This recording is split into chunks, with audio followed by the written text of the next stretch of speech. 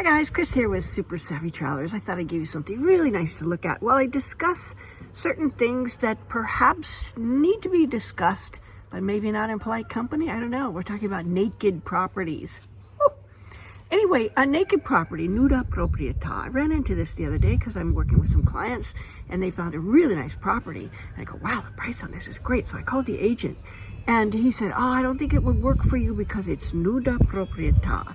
I don't think your clients would like that. And I went, oh, Nuda Proprieta, never heard of it. Think I need to research this, and I did. And I went on Idealista and I had a lot of information on this Nuda Proprieta. And basically what it is a type of an estate, meaning it's a type of ownership of a property here in Italy that you buy the property, you buy the walls and everything else of the property, but you don't have the use of the property at all, not even to rent out, not even to collect rent or get any type of profit off it until the person who has the estate for life basically dies. Now, in California, we do have an estate like that, where you buy a property, but somebody's allowed to live there until they die. They get full use of the property. The only thing they can't do is destroy it, but they can rent it out. They can do anything they could do if they were the owner of the property. So I thought that was very interesting, and I'm like, well, you know, how does one sort of look at what the price would be, or like a good price on a property like this? And in Italy, they actually have a chart.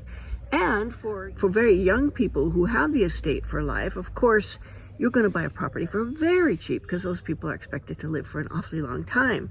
However, when you start getting up into the older categories, the properties are cheaper. There's a whole little gradient of what to expect the properties to be. And in some cases, it's more than 50% and things like that. One thing that I did notice is this particular set of categories or prices that are considered correct for these type of estates don't take into consideration illness or disability or anything like that. So it's an interesting idea. Obviously, for many of the people in our demographic, it's not going to work. They want to come over and use the property right away. But when you see that in the ads, understand that that's what that is. You're buying the property, but somebody else is going to live there and have full use of the property until they die. There you go, guys. Hope that helps.